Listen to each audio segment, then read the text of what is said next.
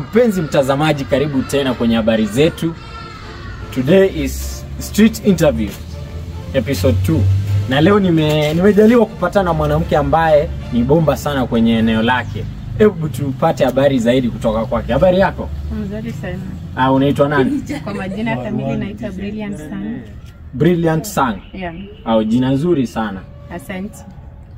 Mpenzi mtazamaji, huyu mwanamke ukimtazama ni yule ambaye ana mchango mkubwa sana kwenye jamii.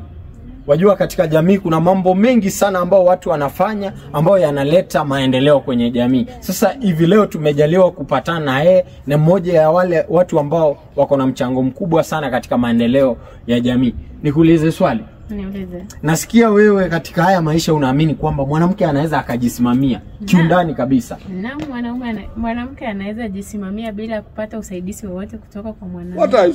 Kabisa. Naam. Mwanamume unaamini kwamba mwanamume sio muhimu katika maisha ya mwanamke? Hakuna kazi. Unaweza ukasonga kabisa kimaisha bila mwanaume yoyote. Mwanaume siku hizi. Mwanaume kazi yake labda tu atafute wale wa mama wakubwa, lakini kwetu sisi vijana unajisimamia tu. Tumezoea maisha. Kama ni outing unajipeleka. Najipeleka. Hauhitaji mwanaume kabisa. For what? Kama ni nguo kujinunulia, nguo unajinunulia wewe. Kwani bei yenye mwanaume ananunua hiyo nguo siwezi nikanunua mimi? What is this? Uniambie, unaweza tu. Hamna chochote chenye kitanifanya nisijispoil. Ujispoil kama ni good places pia ujipeleke. Good places najipeleka vizuri, tena nitakuwa na amani. Hakuna msee siji time imesonga twende, najinaishi mpaka time nitataka kuingia kwangu. Nakuelewa sana.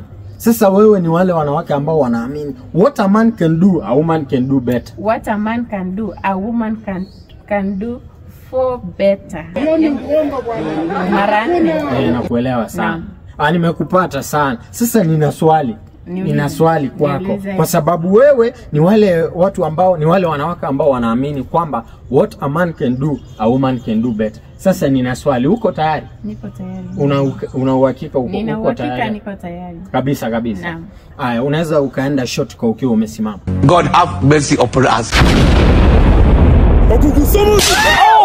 Let's have it.